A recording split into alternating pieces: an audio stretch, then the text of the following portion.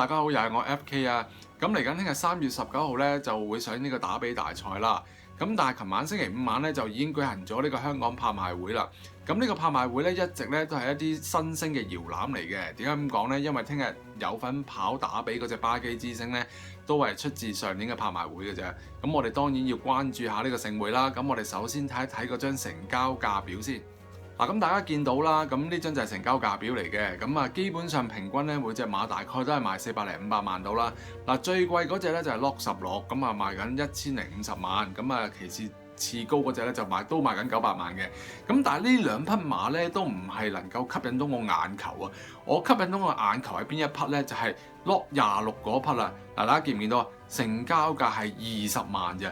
講緊20萬唔係美金啊，港紙嚟㗎，仲要俾你買個 High Ace 平。嗱，我諗大家都知道啦，樓價嘅構成咧，基本上又睇下你個地段啦，係咪坐北向南啊，背山面海啊，配套設施點樣啊，近唔近地鐵站啊咁樣嘅。咁但係馬個價值又喺邊度嚟嘅咧？咁大家都係四隻腳一條尾嘅啫。咁有啲朋友都會講啦，咁應該係關血統啦。嗱，血統其實都有關係嘅，但係就唔係佔大部分。嗱，除非你同我講佢父係出自法拉利，冇係出自呢個 BMW， 咁就唔同咁講法啫。嗱，咁引用翻以前嘅前輩所講啦，點樣去分辨一隻質新馬嘅能力呢？嗱，除咗睇佢血統係之外呢，咁啊最重要睇佢型格嘅。型格點睇啦？嗱，呢幅圖啊，上面嗰隻呢就係 Lock 16嚟嘅，下面嗰隻係 Lock 26。睇型格，大家如果你係簡單啲嘅感覺咧，睇三部分：頸、胸同埋呢個後裝，即係講緊囉柚啦。嗱，你睇翻 Lock 16咧，基本上由頸到胸到囉柚嗰個位置咧，大家都分佈得好平均嘅。咁呢啲馬基本上，如果你馬師接手嘅話咧，就已經可以進行一啲基本嘅操練嘅啦。嗱，至於下面嗰隻 Lock 26咧，咁你見到係有頸有少少長嘅，胸有少少窄，同埋最重要係後裝有啲削嘅。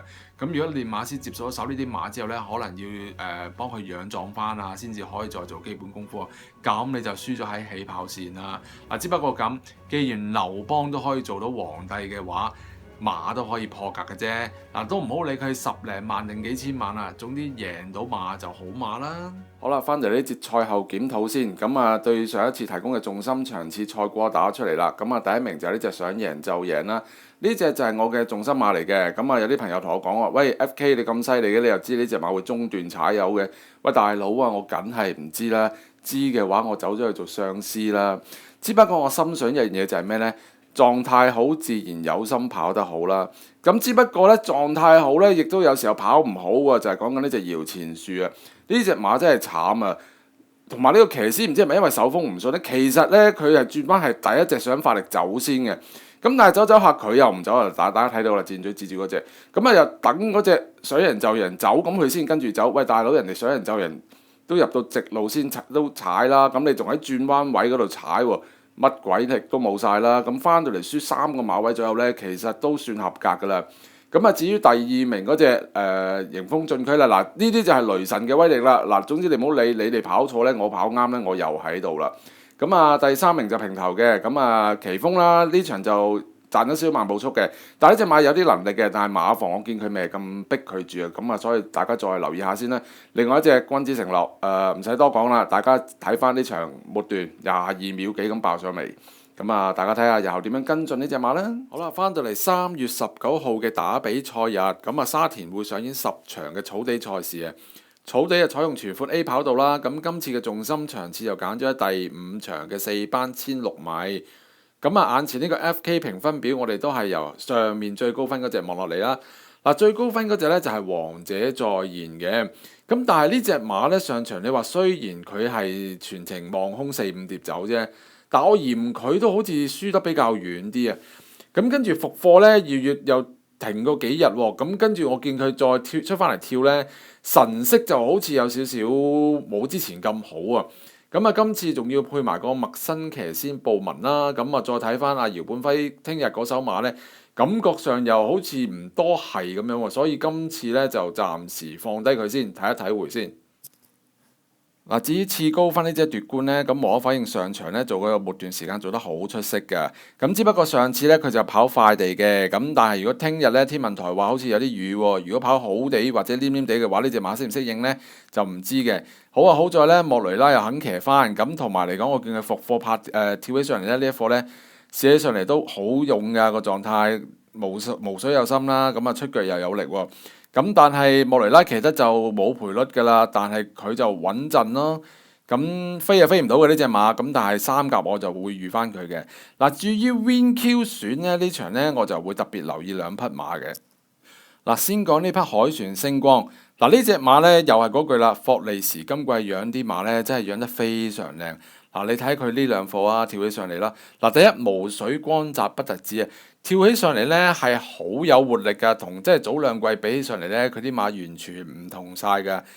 跳起上嚟咧，真係快慢遊人啊！總之就靚到絕頂咧，個狀態真係 top fit 嘅。咁今次咧仲要配翻阿蔣嘉琪啊，跟人馬合作3次咧，全上名嘅。嗱，呢隻馬咧，佢唔一定要放頭走嘅，我覺得。如果佢守住3、4位咧，直路再爆一段咧，其實我諗係仲啱去發揮嘅。至於我今場嘅重心馬匹咧，就係呢匹5號嘅大騰王。嗱，呢隻馬咧就側身馬嚟嘅，今季3歲嘅啫。咁喺香港出賽過3次，最近2獎都跑入到入 Q 噶啦。咁呢隻馬個型格好靚嘅。咁早前我見佢試一課泥閘咧，走勢好出色嘅。直路咧係可以力逼前面嗰隻係英勇大師嚟嘅，高班馬嚟嘅。咁你見佢都唔使點騎，已經逼上嚟噶啦。最重要係佢完全都冇轉過腳啊！即係簡啲咁講，佢都冇用個正腳法嚟咧，過咗終點已經一陣風咁飆過嚟，飆上咗嚟噶啦。咁你再睇埋佢單跳呢兩課啊，跳起上嚟真係好有勁度嘅，真係出腳又非常有力啊！咁呢隻馬喺高柏新馬房嚟講呢，就真係數一數二係可以個狀態維持得咁好嘅。咁同埋呢個馬房真係最近走咗波馬好多馬，咁希望呢匹馬可以為佢帶嚟好成績啦。另一匹馬會留意就係呢匹大運舞台啊！咁自從呢隻馬落咗班之後呢，咁啊做嘅功夫完全唔同晒啊！又大閘又跳，咁啊維打又摸住嚟操。只不過咧，佢排位體重一出咧，就我都打過突，因為佢大跌咗40幾磅啊！咁應該係歷史新低嚟嘅。咁對於隻馬有冇咩影響咧？就真係要睇臨場個身先知啊！但係神貨觀感咧，我覺得佢冇乜問題喎。咁啊，總之如果係成冷門嘅話咧，大家要留意啊！嚟緊禮拜日嘅打比大賽日啦，咁啊睇下佳龍區可唔可以成為首匹嘅4歲3冠王啊！咁啊，祝大家好運，我哋下次再見，拜拜。